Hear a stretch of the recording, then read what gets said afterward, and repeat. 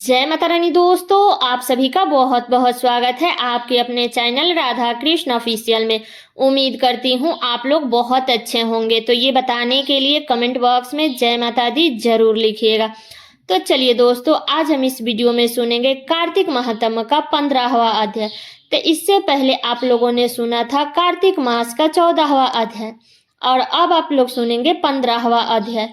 तो आप लोग कार्तिक महात्म्य के साथ साथ आप लोगों को पता है कि मैं हर दिन सुंदर सुंदर कहानियां भी सुनाती हूँ। इसलिए आप लोगों से एक निवेदन है कि जब आप लोग कथा सुन ले इसके बाद मेरे वीडियो को लाइक और चैनल को सब्सक्राइब जरूर कर लीजिएगा। तो चलिए आज हम इस वीडियो में कार्तिक महात्म्य के कथा के साथ साथ कृष्ण जी और कुम्हार की कहानी सुनेंगे।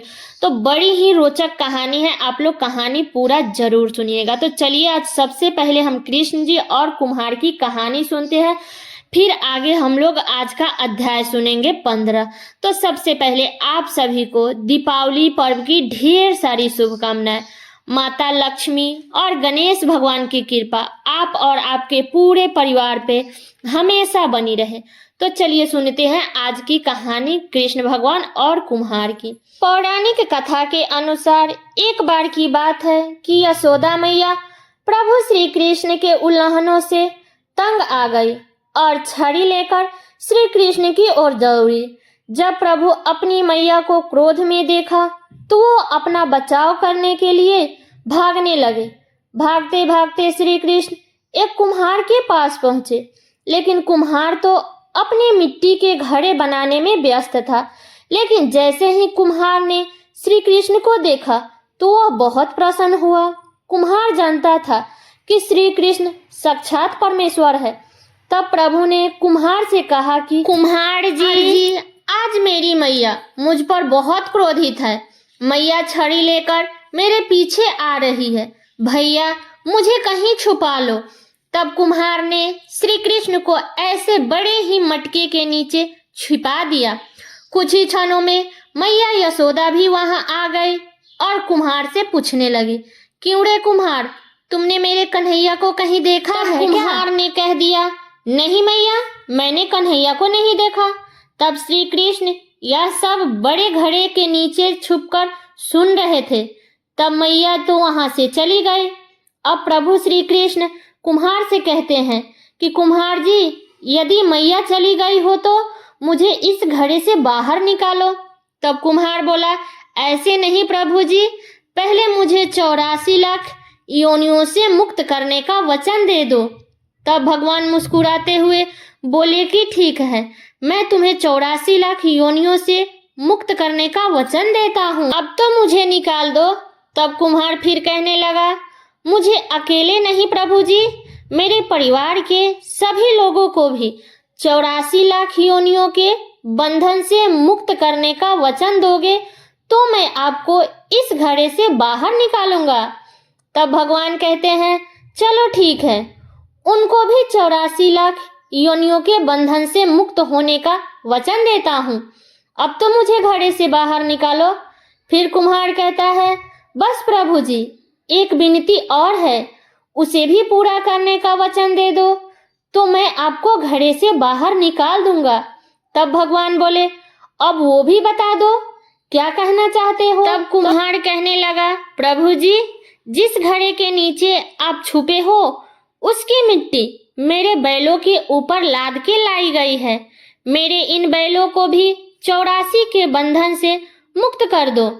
तब भगवान ने कुम्हार के प्रेम पर प्रसन्न होकर उन बैलों को भी 84 के बंधनों से मुक्त होने का वचन दिया। अब प्रभु बोले, अब तो तुम्हारी सब इच्छा पूरी हो गई, अब तो मुझे घड़े से बाहर निकाल दो। तब कुम्हार कहता है, अभी नहीं प्रभु जी, बस एक और अंतिम इच्छा और है, उसे भी पूरा कर दीजिए। और वो यह है कि जो भी प्राणी हम दोनों के बीच के इस संदर्भ को सुनेगा उसे भी आप 84 लाख योनियों के बंधन से मुक्त करोगे। बस यही वचन दे दो तो मैं आपको इस घड़े से बाहर निकाल दूंगा। कुम्हार की प्रेम भरी बातों को सुनकर प्रभु श्री कृष्ण बहुत खुश हुए और कुम्हार की इस इच्छा को भी पूरा करने का वचन दे दिए। फिर कुम्हार ने बाल कृष्ण को घड़े से बाहर निकाल दिया और उनके चरणों में साष्टांग प्रणाम किया और प्रभु जी के चरणों को धोए और चनामृत लिया। अपनी पूरी झोपड़ी में चनामृत का छिड़काव किया और प्रभु जी को गले से लगाकर इतना रोए कि प्रभु जी भी विलीन हो गए। जरा सोचो, जो बाल कृष्ण 7 कोस लंबे चौड़े गोवर्धन पर्वत को अपनी कानी उंगली पर उठा सकते हैं तो क्या वो घड़ा नहीं उठा सकते थे? लेकिन बिना प्रेम रीझे नहीं नटवर नंद किशोर, कोई कितने भी यज्ञ करे, अनुष्ठान करे, कितना भी दान करे, चाहे कितनी भी भक्ति करे, लेकिन जब तक मन में प्राणी मात्र के लिए प्रेम नहीं होगा तब तक प्रभु श्री कृष्ण मिल नहीं सकते हैं। तो हे प्रभु श्री कृष्ण, जैसे आपने कुम्हार को गले लगाया, वैसे जो भी इस कथा को सुन रहा है, जो भी इसमें हुंकार भर रहा है और जो भी इस कथा को कह रहा है, सबको अपने गले से लगाए रखिएगा। तो ये थी कुम्हार और कृष्ण की कहानियां। अब चलिए सुनते हैं आज का कार्तिक मास का 15वां अध्याय। तो दोस्तों, आप लोगों से एक छोटा सा रिक्वेस्ट है कि कथा और कहानी सुनने के बाद आप लोग वीडियो को लाइक और चैनल को सब्सक्राइब कर दीजिएगा। तो जैसे कि आप लोगों ने कल के अध्याय में सुना कि नारद जी ने दैत्यराज से कहा कि आप अपने लिए एक स्त्री ढूंढ लीजिए और उन्होंने माता पार्वती की ओर इशारा किया और तब वह देव ऋषि उस दैत्य से ऐसा कह करके देव कार्य की इच्छा से आकाश मार्ग में चले गए। अब सुनिए इसके आगे की कथा।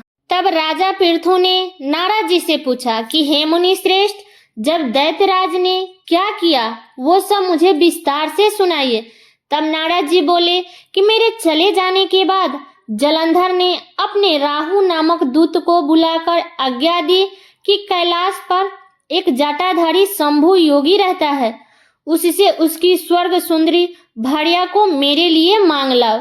तब दूत शिव के आस्थान पर पहुंचा, परंतु नंदी ने उसे भीतर सभा में जाने से रोक दिया, किंतु वह अपनी उग्रता से शिव की सभा में चला ही गया। शिव के आगे बैठकर दैत्यराज का संदेश कह सुनाया। उस राहु नामक दूत के ऐसा कहते ही भगवान शूलपनि के आगे पृथ्वी फोड़कर एक भयंकर शब्द वाला पुरुष प्रकट हो गया, जिसका सिंह के समान मुख था। वह नरसिंह ही राहु को खाने चला। राहु बड़े जोर से भागा, परंतु उस पुरुष ने उसे पकड़ लिया। उसने शिव जी की शरण ले अपनी रक्षा मांगी।